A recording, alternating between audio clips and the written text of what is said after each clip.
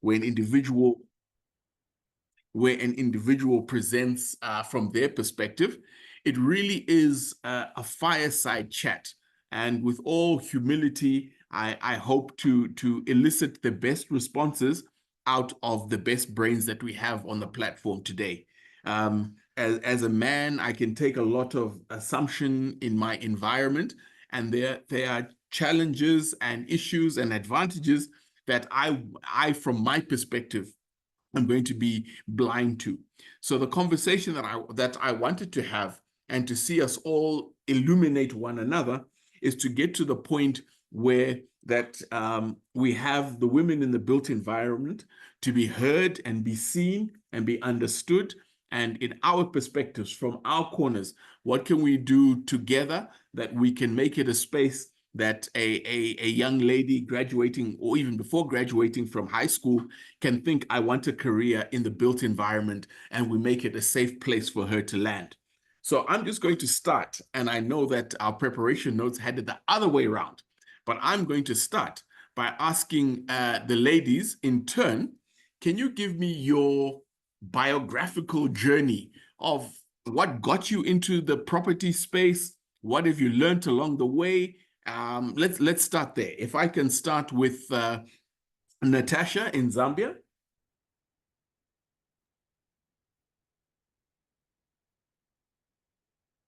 Thanks, Kura. Thanks for that introduction. And it's my first time hearing how you got into real estate. So I'm so encouraged, and I'm sure the listeners are inspired that you joined real estate because of your late mom and her friend. So thank you for sharing that with us. So for me, my journey into real estate started with the law. I'm a lawyer by profession. And my partner and I started a law firm several years ago now. And we quickly found ourselves dealing with a lot of real estate developers. So a lot of large developers in and around Lusaka who were doing quite large projects became our clients. And that really gave me a fantastic insight, not only into the legal framework that these developers had to incorporate, since our laws were quite weak in that regard. Zambia hadn't really seen estates coming up in that way. But it also gave me an insight into the business of real estate. Now, because of that experience that we had a lot of these developers, buyers coming through to our offices to sign contracts, paperwork, so on and so forth. And a lot of them who are coming in from the diaspora would talk about how grateful they were to be able to buy this property in a really good way with contracts. And I was like, well, what do you mean? And they started telling me stories about how they would get swindled by friends and relatives, mostly, unfortunately, and how it was such a challenge for them to buy property in a credible way. So this inspired my next business in property, which is the one I'm currently in, Diaspora Connect, where we help Zambians who live in the diaspora buy property back home. And lastly, I'm also a property developer. So I have built and sold 20 units and working on my next project, which will be in student accommodation. So it's really been a journey. I've summarized it very quickly, but it's one that's probably spanning 2 decades, almost 2 decades now. I love it. So it was serendipitous. You had the skill set from the law side. You found yourself interested in the property space, and now you're getting dirt under your fingernails doing the development stuff, the really hard stuff. That's right, wearing a hard hat and boots and all. Ah, love it, love it, love it. Christabel, tell us your story, ma'am. Hi, Kura. Thank you very much for having me this evening. I hear Natasha's journey spans for over 2 decades, which makes me feel a little bit intimidated, but I'm sure in a few more years I'll be able to attest to so many years under my belt. So my journey is about half of that. It's been It's been 10 years as an attorney as well, same as Natasha. I started off in private practice, and I think, as with most lawyers, you see yourself as a Boston legal type of lawyer. You watch suits, you think your journey will be about the courtroom 24/7. So I started off as a litigation lawyer, but I can safely say that was the most stressful point in my life. I hated it so much. And I think it was such a disappointment, straight from college, excited, and you get into this world that's male dominated, as with most things, and you realize this is not really what I set out for. So throughout that journey, you put your best foot forward, but I think from day one, I knew that there just had to be more. So as I journeyed in private practice, I remember attending my first property investment forum hosted by API Events in Johannesburg. And one of the topical issues there were real estate investment trusts, REITs. At the time, we didn't have such an investment vehicle in Zimbabwe. And I remember turning to my managing partner at the time and saying, well, why don't we have this in Zimbabwe? It sounds like such a credible investment option for back home. And he looks back at me and he says, well, why are you asking me? You're the clever one, you tell me. So that was a challenge. Came back home, looked at the Deeds Registries Act, compared it with the South African version, and I thought to myself, well, there's really no reason why we don't have this. So that started conversation upon conversation. I started meeting with other people who were already trying to advocate for this instrument in the Zimbabwean market. So through that, fast forward through consultations with regulators, consultations with other people in the legal industry, pension funds, etc., that culminated in my being the first attorney in Zimbabwe to register the first REIT, which we have today as the Together Property Fund. So from that, through creating contacts, I then met with people who were so impressed they just had to rope me in fully on the real estate end. So I now sit as in-house counsel for one of the leading property developers in Zimbabwe. We also operate on a regional scale.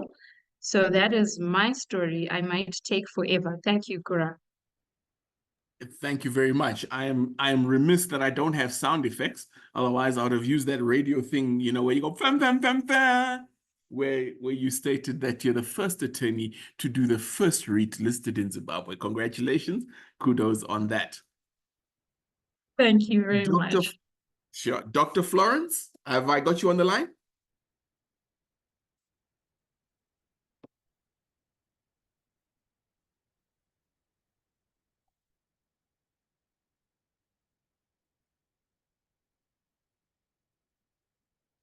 Dr. Florence, I've got you on my screen, but you're on mute. If you can unmute yourself and then introduce your biography and what you have done. How did you get into this real estate game?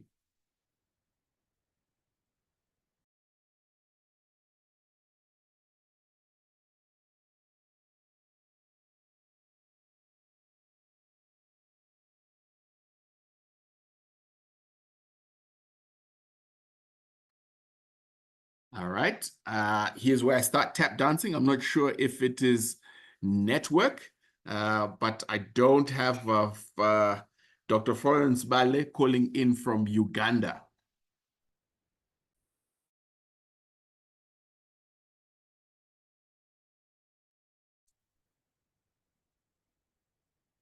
Okay. So my next question, I'm going to make it more panel. So I'm not going to nominate who's going to answer the question. To our two attorneys, you've stated that this environment, or the environment that you're operating in, tends to be male dominated. Does that make it harder or easier for you and having your voice heard in the space?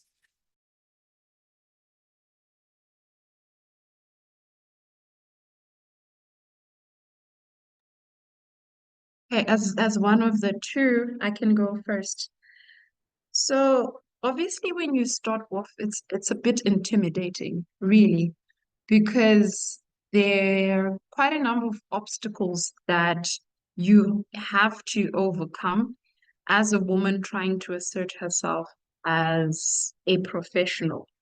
So in a male-dominated industry, I think there is always that challenge of trying to be assertive, trying to be confident without coming off as arrogant. There's a fine line. People expect femininity at the expense of actually hearing what you have to say and what you think, etc. So there's always that pushback that comes from a traditional view of the man always being the brightest, always having the best answers in the room, whereas we have traditionally been expected to be rather on the subservient, yes, sir, that is the best idea. So the challenge that I have personally come across is we are not necessarily heard. We are expected to be in the room, look pretty, add ambience, but not exactly speak our minds, so to say.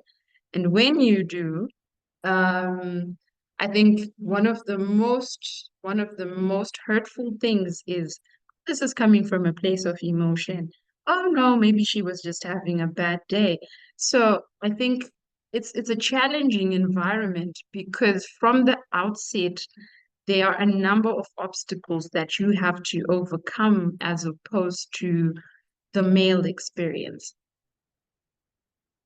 For my gender, I'm saying ouch to hearing it being said as you're saying it. Natasha?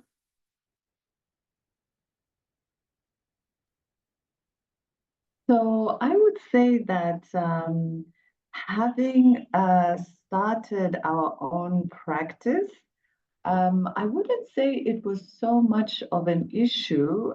Maybe there were a few incidences in the early years, but I think as we gained momentum and particularly experience, I think that people came to, clients, I should say, came to respect our opinions and perspectives.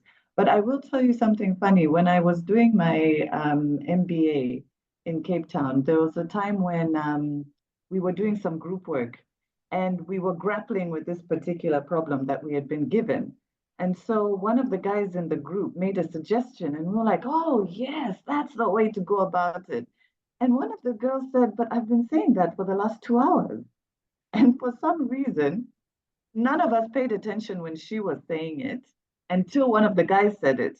So fast forward a few years later, and this happened to me with, we were in a meeting with some clients and, we'd been going round and round for about an hour. And then one of the clients, who happened to be a man, who happened to be white, said a suggestion that I had made an hour ago. And then the whole room was like, oh, yeah, yeah, that's a great idea. So on that occasion, I said, excuse me, I actually said that an hour ago, but I guess it's a good idea now that he said that.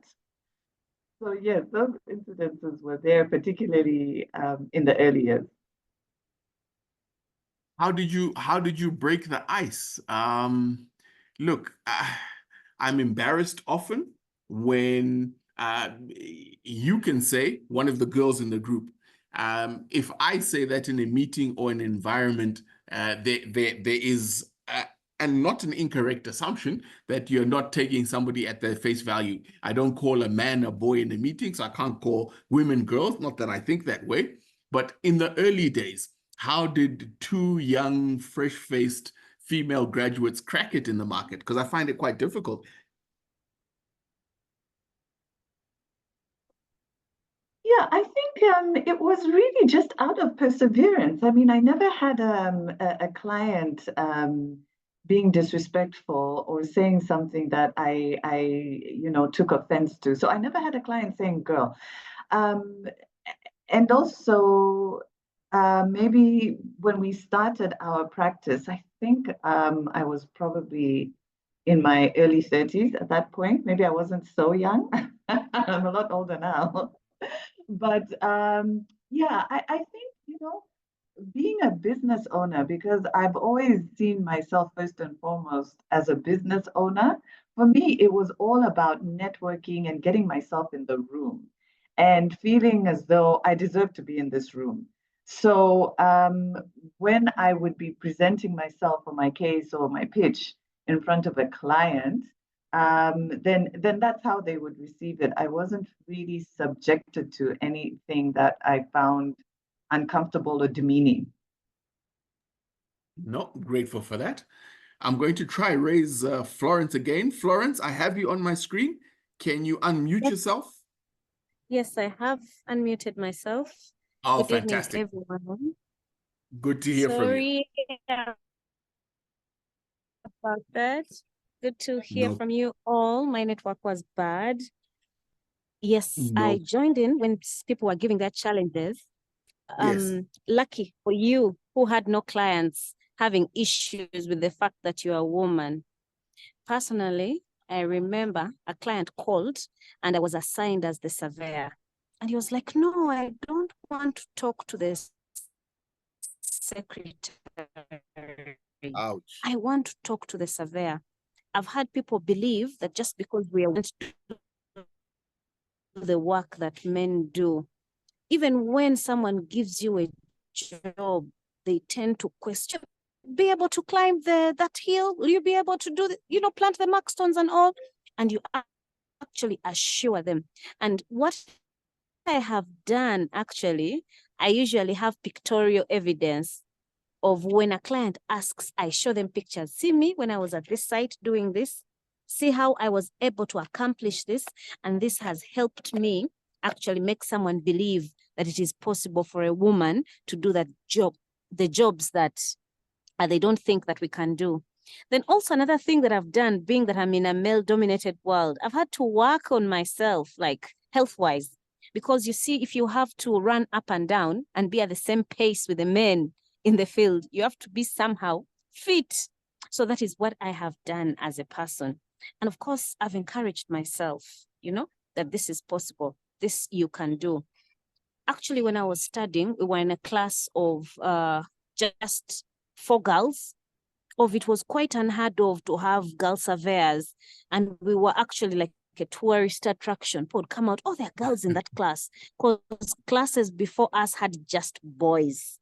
But we've maneuvered, yes, with self-belief and with the proof of the work that we have done, showing the clients that it's actually possible for girls to do this and women.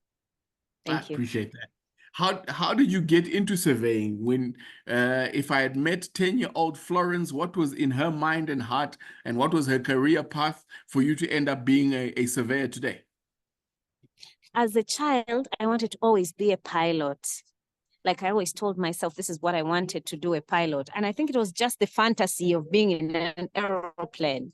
An African girl, never been there before, not having relatives gone to the airplane. So you're thinking, okay, when I grow up, this is the career I'll take. Want to enjoy and to show that I can do something different. But of course, along the way, you get aligned. You get to see, no, I can't do this. And I wanted to be an engineer after. So I'm like, you know what, this is what I'm going to do. So I missed my engineering course by, I think, 0.3. And my father told me, you know what, Florence? I can't afford not to take you to the choice that the government has given you. Here in Uganda, we have government sponsorship. I don't know if you people have it that side also. Like for students. Once upon a time, Zimbabwe had it. South Africa does have it for qualifying people. Okay, yes. So for us, if you're a good student, they'll give you a course on government sponsorship. So I failed to make it on government sponsorship for engineering by 0.3. And now the government gave me surveying, which was my second choice. I didn't know what surveying was. No, I didn't. And that is why actually I'm so much into career guidance for the girls, because I want them to understand what they're going into. So joining surveying, I had just filled in, you fill in the forms just for the sake. And we've been to schools where they tell us, you know what, you're very good in class, you'll get your first choice. These other ones, just fill in for, not leaving a blank space. Or we even had people who used to leave the spaces blank and actually failed to make it on government sponsorship, and their parents had to pay. So fast forward, my father tells me, you know what? I just don't have the money. I have to pay for your siblings. So just take on what the government has given you. And I'm thinking, oh my God, what did I get myself into? So I had to learn what surveying was then at the university and understand, oh, so this is what surveyors do. So this is what actually happens. And I'm in first year, oh, I perform well, and I'm thinking, okay, I think this is it. Second year and third year and all, and I finish the course. And of course, along the way, you get to appreciate it, okay? You get to understand what your impact can be, and you drive yourself to actually be better. So that is how I ended up in my surveying class. And I've had to motivate myself. I've had to want to learn more about surveying and to excel. And what fascinated me most is that there were very few women. So I was like, oh, I have little competition to work with since it's women. And that is what has kept me going through my career as a surveyor. No, really appreciate that. Yeah. Okay. So we've all slid into the real estate space. No one woke up and said, hey, I want to be an agent or a developer or a surveyor. So life has been kind to us to find us something that we've picked up and run with. So I'm grateful for that. You mentioned something, Florence, and this is my next question to the three of you. Is the standard for health, life, work balance, is it the same or different between men and women? What's been your experience? I'll go first. What do you mean by standard? Like, let me have more clarity on that.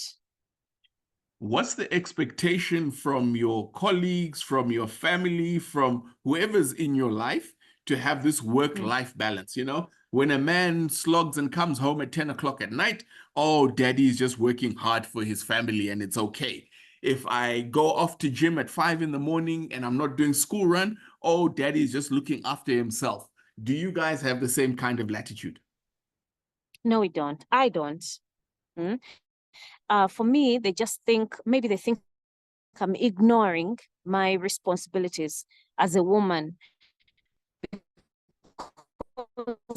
The world looks at us as one, and you're the ones who are taken care of. So if I don't do that, I'm looked at as a failure of my life. Yet for a man, he's just looking at, he's just looked at as being a perspective and actually understand that we as women are also just like you men, that you have to also do the other things that we have to do. That's why we are fighting so much for equality and women empowerment. That's my take. Thank you. Chris, Natasha? Kura, I don't know if you saw the trend over the past weeks when we had interviews for incoming High Court judges. There was a male lawyer who, in his interview to become a High Court judge, he was asked, "You own a law firm?" He says, "Yes." He's asked, "Okay, do you have other partners?" He says, "No." And he goes on to say, "I have associates, though, who are women." It could have ended there, but he then went on to say, yeah, so they're not partners because, the women, I can't take them for drinks after work and go look for work, etc." And that coined the phrase women folk that has been trending in legal circles for the past week. So women folk, in quotes, are not given the same opportunities as men folk, if I might say. And from just Florence's account of the things she has had to do to overcome and be accepted in the surveying market is just testament to the fact that we have a long way to go when it comes to equality within the workplace. Closer to home, yesterday, Kura, we attended the Zimbabwe Property Forum. Afterwards, there was a cocktail event for all participants.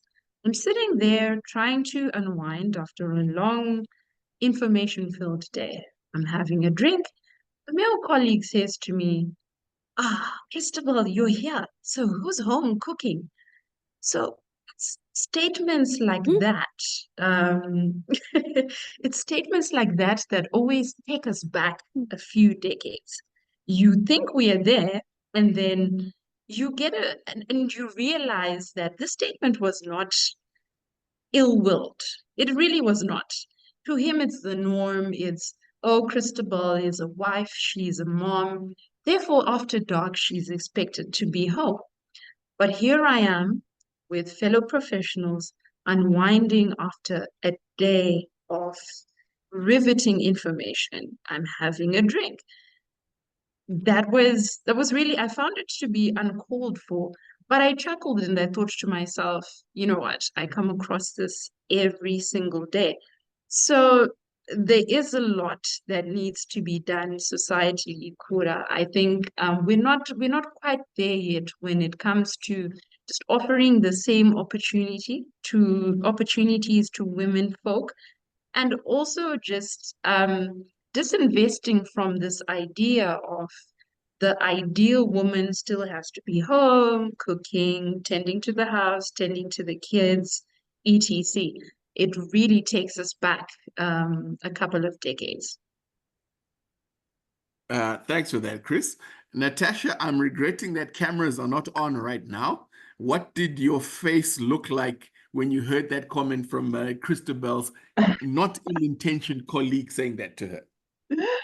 I was chuckling to myself because I think every professional woman can relate to that.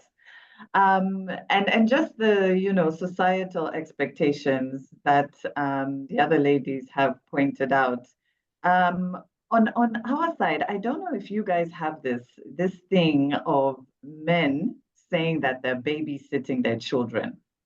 It's just so irritating, but it just speaks to the fact that men see them looking after their own children. And I'm sorry, I shouldn't say men. I should say some men see them looking after their own children as something optional.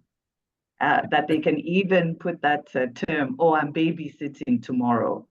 They would never say that about the mother because the mother is meant to be doing that job. And then just the other aspect, I think there's also this tendency for society, so men and women, to feel that these home duties are natural for a woman, that a woman must do them effortlessly and tirelessly. And the opposite is true, because a lot of women go home to a second shift, which is exhausting. But that expectation is there for them to do two jobs every single day. How do we, how long is a piece of string question? How do we do better? When I go to a function on the weekend, how must I relate to my female colleagues and not get into the, oh, so who are the kids with at home if you're here at the cricket and we're having a boozy Saturday afternoon event? How do I change my language? How do I do better?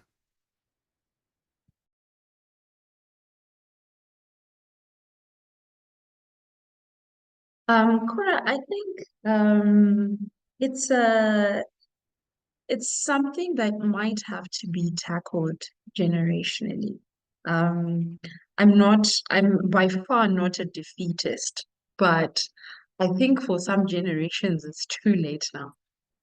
But in the way I view society, I think a lot of information is being fed into women empowerment. Let's empower the girl child, be assertive, be confident, you can conquer the world. A lot is going into preparing women to take that stage. but not a lot of literature is being channeled into also preparing the boy child, conversely, for that version of women that we are trying to bring up going forward. Traditionally, we are all African. Traditionally, you would find that prior to marriage, a lot of preparation goes into this is how you become the perfect wife, this is how you become the perfect mother. But not a lot is being channeled into this is how you become a supportive dad, this is how you become a supportive husband. So I think from the beginning, while we empower the girl child, we need to also prepare the boy child for that conversation. We need to try and balance the scales from the bottom up, because I don't think a lot of professional men are prepared to even try to meet us halfway. It's almost an anomaly that you claim space in the industry, you claim space in a boardroom. So I think the women empowerment narrative has to be twofold.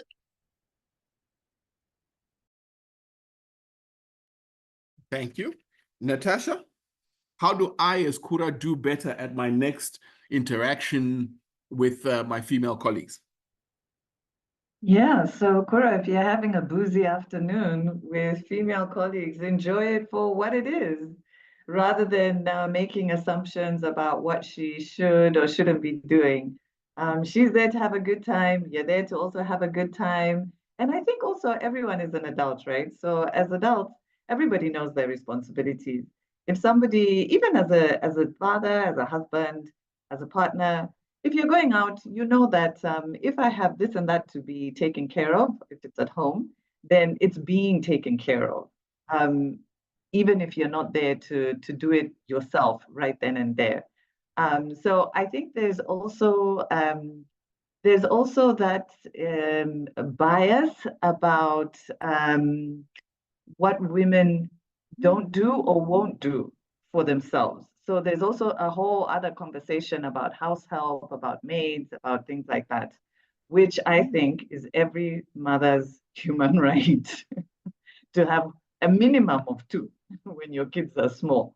But there's also that conversation. So I think it's just understanding that when your female colleagues are out, just to respect the fact that I'm sure they've made arrangements at home to make sure that kids are well fed, bathed, and being looked after. Thank you. Florence, anything to add? Yes, I'm thinking you as Kura would just be a little more sensitive and think beyond your words as to what this would mean to somebody else, or if someone else told you something like that, how would it make you feel? So before you say anything, you know your boundaries. Of course, if it were someone, like if you were saying it to someone you relate with very well, they wouldn't take offense. So knowing who to tell and what to say to someone is actually very, very important. Thank you. Appreciate that. EQ, EQ, EQ. I'll work it out. I'll work it out. So I always look forward to the annual publication by the Center for Affordable Housing Finance.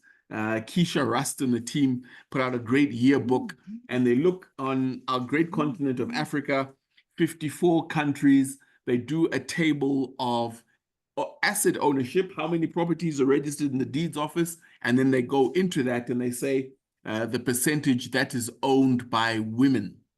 What are, and I'm not looking for a statistical, perfect, accurate answer, what are the trends in female asset ownership in your jurisdictions? I'll start furthest north, Uganda.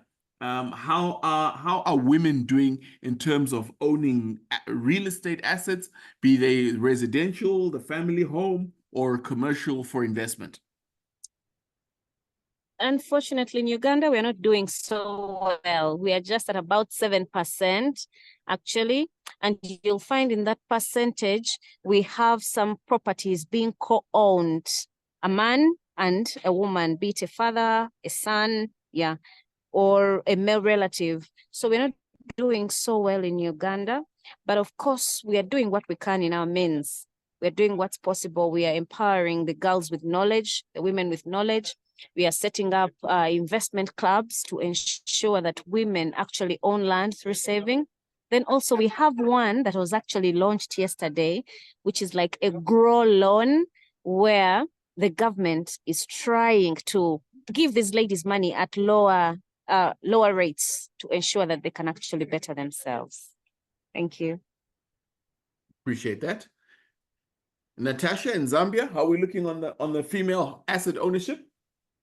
So we're not looking much better, to be honest. I think for us, we're sitting on around 13% of land titles were issued to women in the last 2 decades.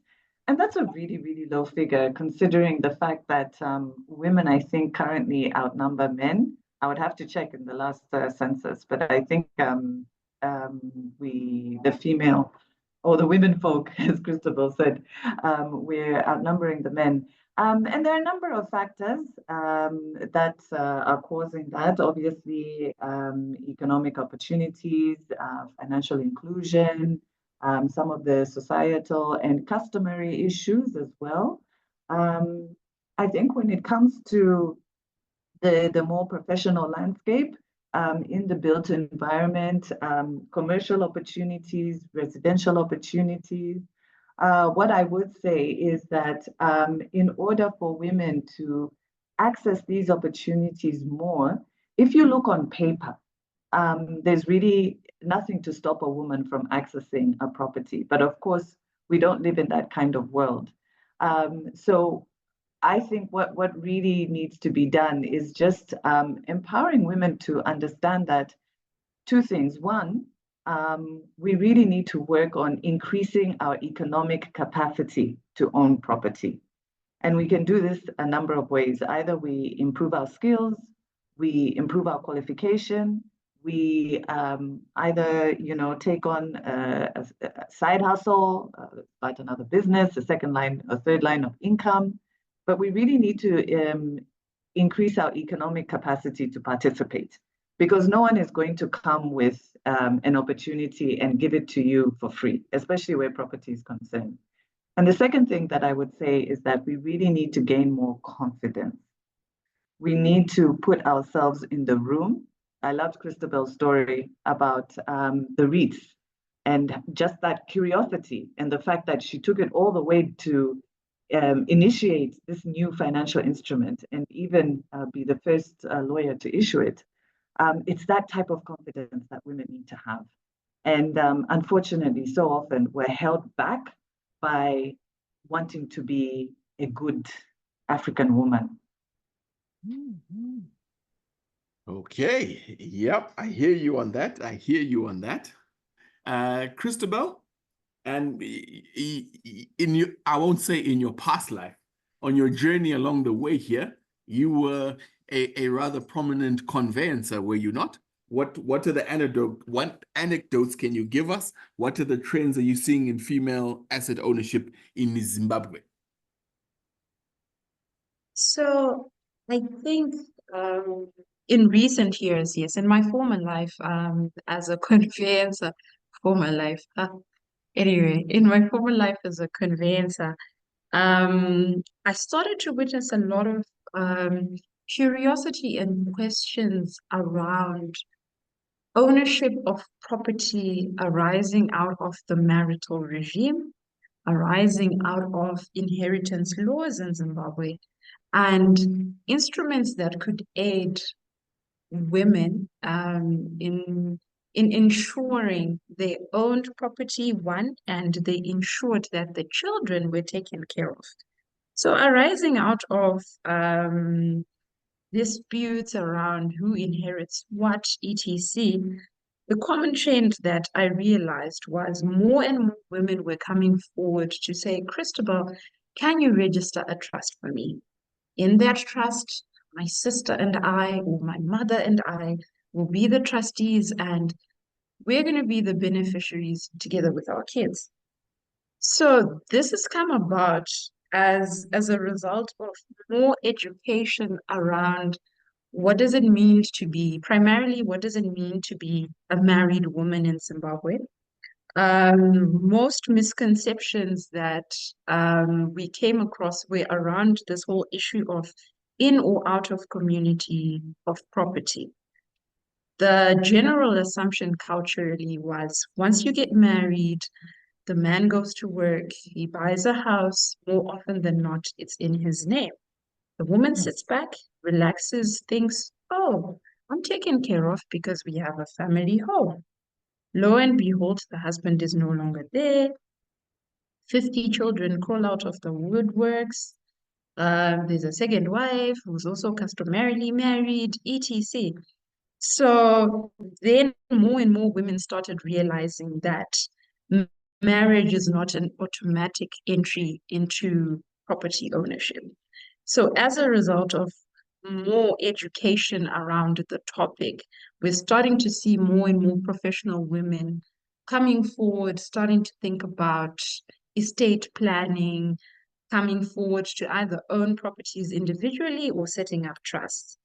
Even in the church setting, there are a lot of interventions around, oh, instead of the traditional high tea where we sit and we look at our pretty dresses and chat and giggle, let's have professionals come to the meetings. So there's so many platforms now that are available that are sort of helping to tip the scales. There's still a long way to go. Statistically, the last I read up on the topic, an alarming 90% of communal property in Zimbabwe was owned by men. So there's still a long way to go, but I think the more open and topical these issues become, the more professionals, the more women professionals are alive to how they can participate in the industry and how they can also safeguard their rights. Kura, if you don't mind, can I just ask a question, please? If I can take over your job for 2 minutes. It's a conversation. You're more than welcome. Christabel, I was wondering, do you have an interstate succession, any sort of interstate succession law in Zimbabwe? Yes, we do. Yes, we do. But by it is curtailed by our current marital regime. One, we have in existence a number of marital options. So your customary, your registered customary union, your unregistered, etc. So all those come together to sort of undermine traditional rights that would have been awarded to the oldest wife, so to speak. So there are a lot of provisions now that have come up in preceding laws that sort of undermine that traditional interstate succession structure. Okay, thank you for that. You're welcome. Yeah, my anecdote was my sister is 8 years older than me, if I've done my maths correctly.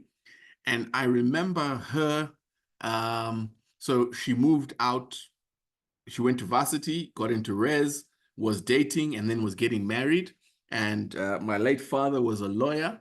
And my sister came home fuming. And she says, Dad, what is this nonsense that I need my husband's consent to open a bank account?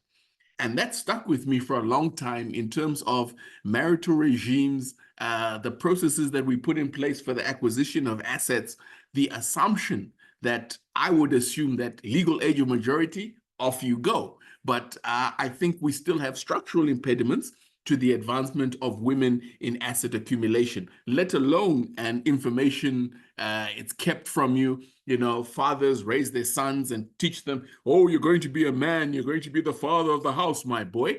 And then you get to financial education. Are we seeing that education being often done between fathers, mentors, and young ladies?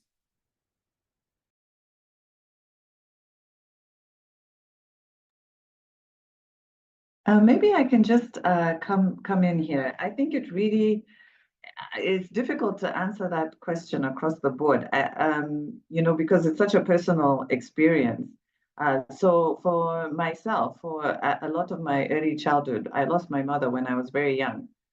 So for a good portion of my childhood, our father was the main parent, the only parent.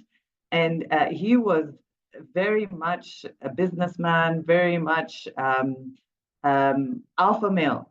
And so whilst he maybe didn't sit down and give us financial lessons, we would go with him when he was looking at the properties that his construction company was building. Actually, maybe I should have started from there. That's how I got into real estate. There would be those conversations at the table. Also, when he's talking to his friends or telling stories. And I suppose that the fact that me and my sisters are all independent stemmed from that. What I just wanted to add to this part of the discussion is that, as women, we really also have to challenge men. If you are married to somebody, you are giving him children, looking after his children, you're giving him a lot more besides that, then we should have the ability to have a very difficult and courageous discussion to say, can I see the title deeds for this house? And why is it my name not there? Because even if you are or are not working, you're working in the home in many different ways. So as women, we need to be able to challenge men. And that's why I liked what Christabel said about women coming forward and saying, okay, let me set up a trust. Let me make sure my children are looked after. If you're not able to make that headway with your husband, your partner, then you have to do something about it. But really, I just feel that there's no excuse for a woman who has got some level of education to be taken by surprise by these issues. She must be able to put her foot down over certain things. And also, I have to say, both my grandmothers were not educated, as in going to school, but they were the smartest women I knew when it came to financial management. It's even not really about education. It's just about being assertive and knowing what you deserve, knowing your worth. I appreciate that. All right. I'm going to start with Florence. What could you do? What's the conversation you would have with 18-year-old Florence at the beginning of your career to say, young lady, if you're going in this path, I've come from the future and I've experienced ABC. What would you tell young Florence? Florence, to always hear only. We have so many people that actually pull in what you want to do. Is it changing location? How is it now? Is it any better? It's better. Yeah, it's better. Yes, I would tell young Florence to always and always believe in herself. That is what I would tell her. If you believe something is good and it's going to take you far, kindly go ahead and pursue it, despite the people who could tell you otherwise. Because, of course, along the way, we have people telling us we can't make it, especially as women and girls. We have people telling us that this is not for us.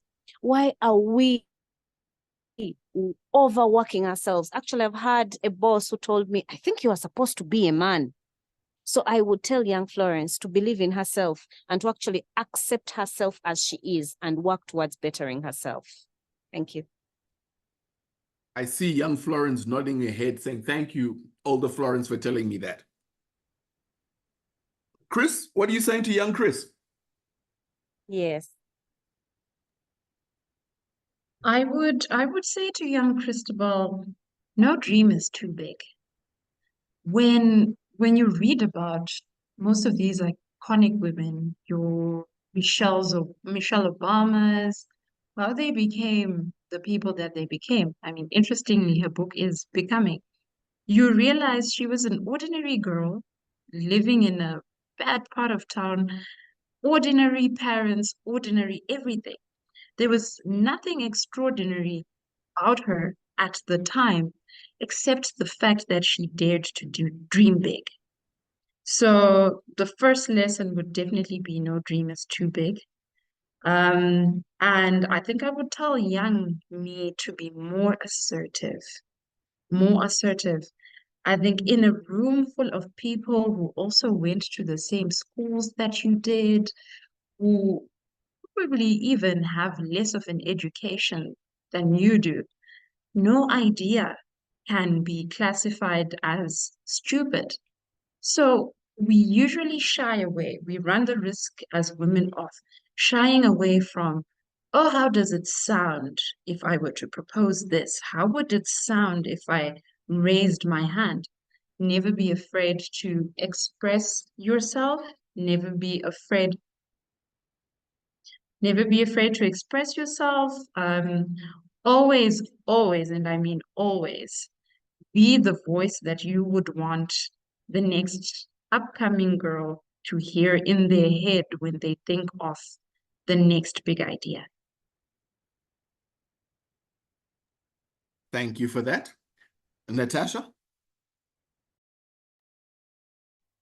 I would tell young Natasha to chill out and to know that everything is going to work out, that she's on the right path, and that she is perfect the way she is. She's not your typical Zambian girl, and that is perfectly perfect.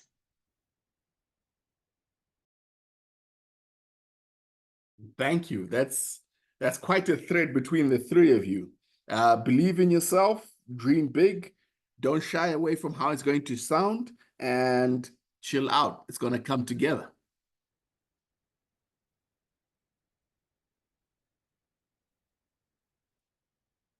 Okay. My next question is going to be, each of you has introduced and spoken about coming into a male-dominated environment. In this male-dominated environment, how do we get to make sure, this is a note-taking point for the men in the room, how do we get to make sure that we have the spaces where women feel heard and understood and their contribution is valued? What work do we need to do on our side?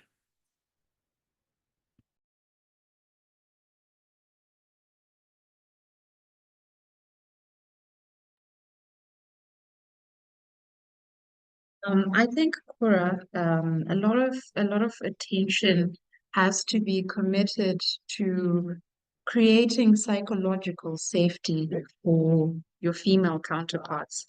I think this is not the first of discussions that you've probably come across where the challenges that are faced by women are aired out. So I think work needs to go into creating gender parity in a workplace. We are not the same. Our roles are different, but they are complementary, right?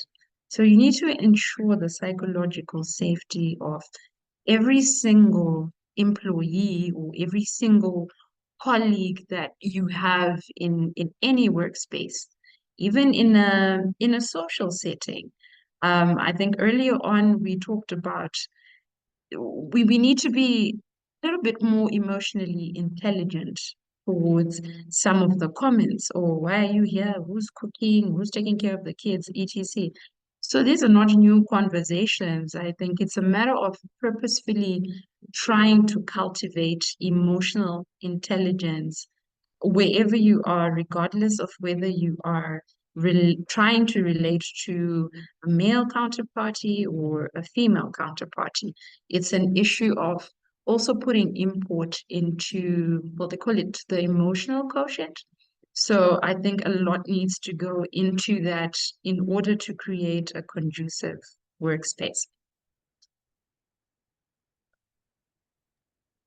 Yes, Thank you. also I'm thinking male counterparts need to be a little more empathetic. You need to put feeling when you need to learn to sympathize or to understand us as women.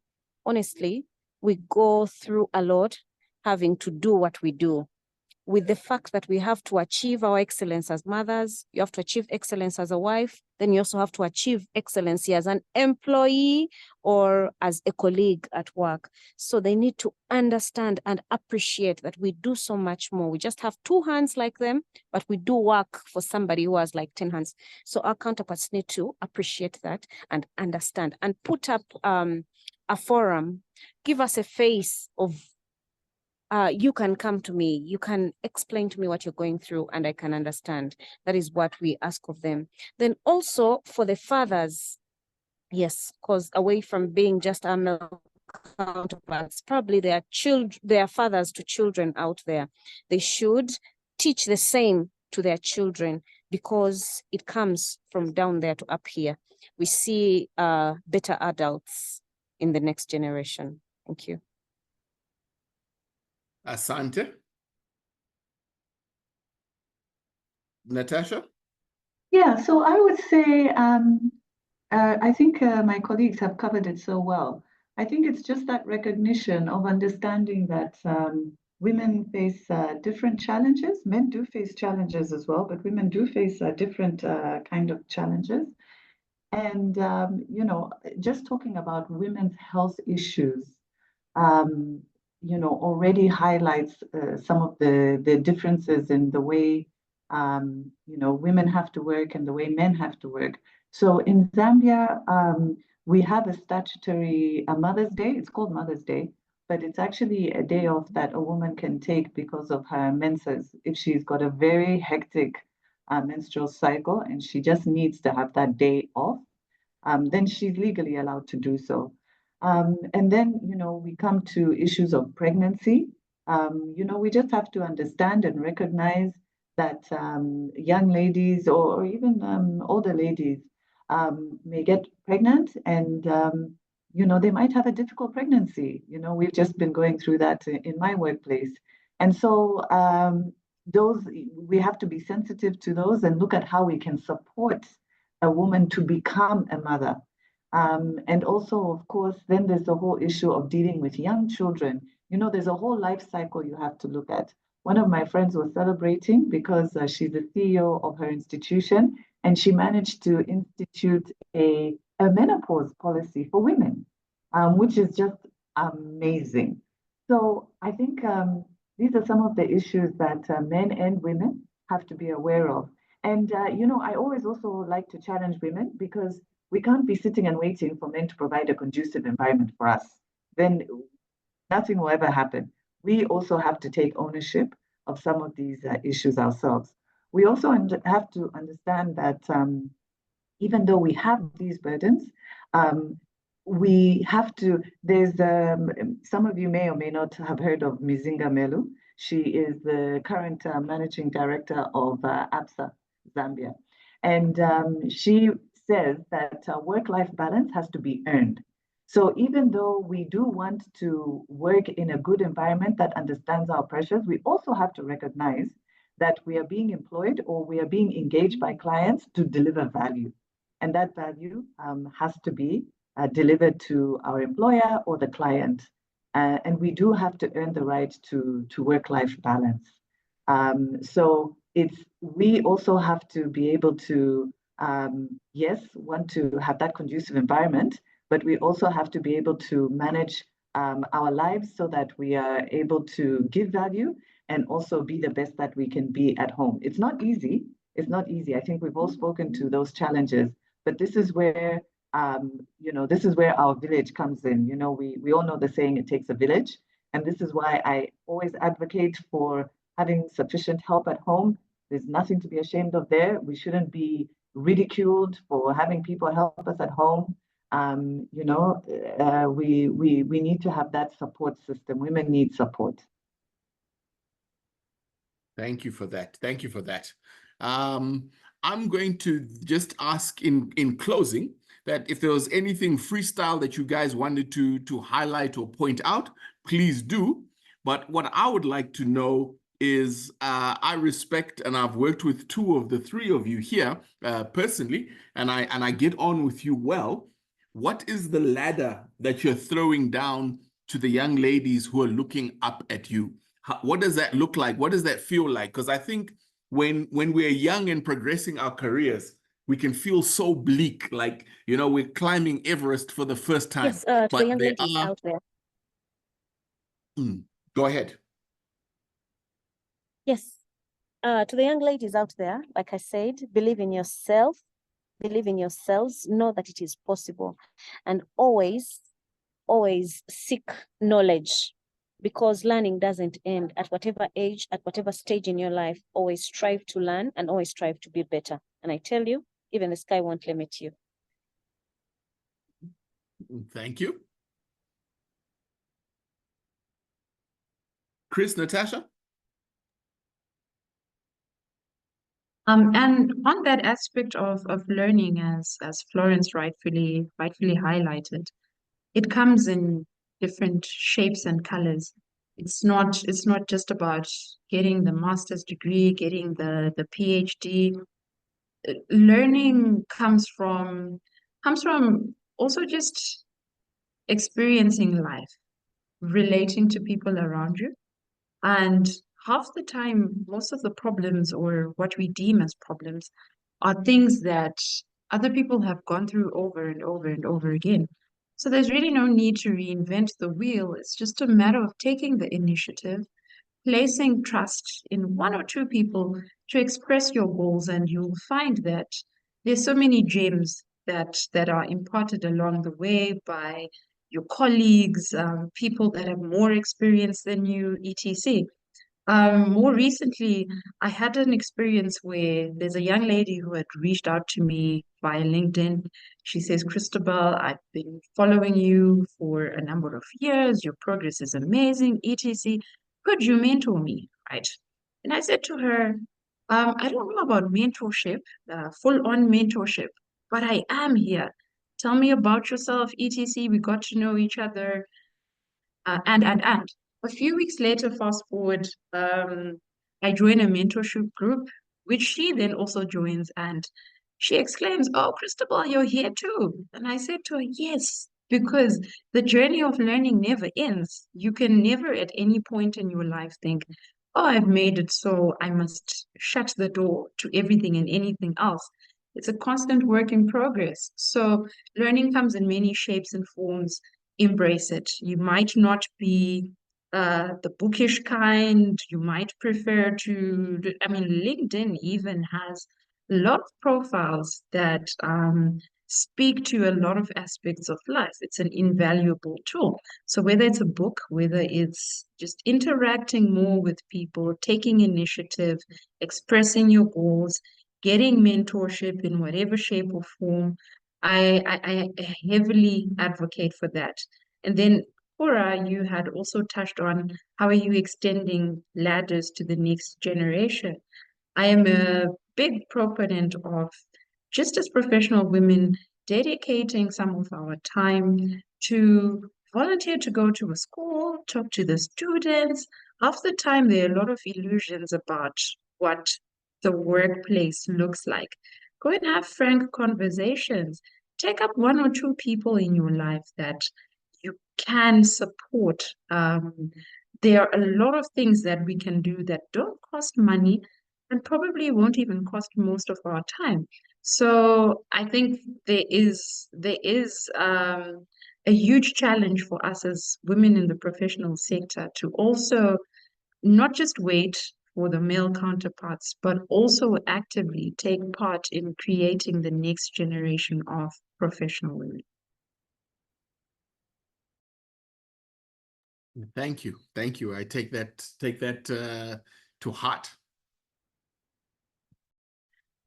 Yeah, so I think I would want to build on what Christabel and Florence have said. I think it's so important that as a young lady, if you're early on in your career, you continue to invest in yourself.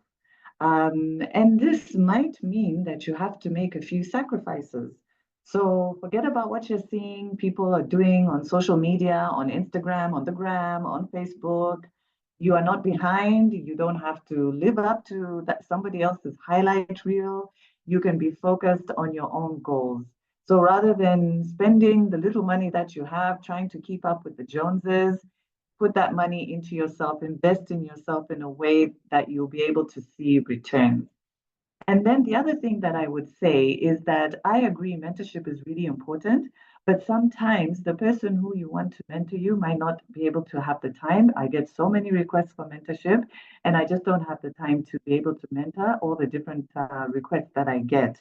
But I do, I attend events, you know, I put myself out there, so to speak. So what I would encourage young ladies to do is to network. Start building your network. It's never too early to start building a network. I find that with a lot of young ladies, they go to work and they go home. They go to work and they go home.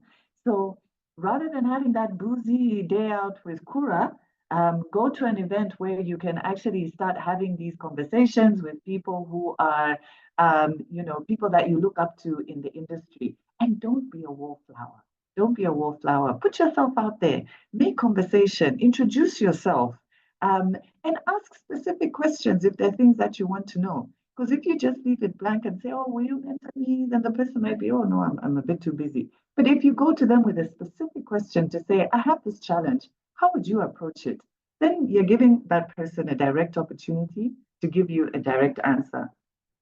I've seen that Florence has dropped off, which is a shame. I was so happy when I saw someone from Uganda here, because I think that we all saw the video from the MP, Millie Odiambo, which went viral. And she said, don't be a good girl. Good girls don't get the corner office. So dare to be different. We have so many stereotypes as African women. Dare to be different and dare to soar to your highest potential.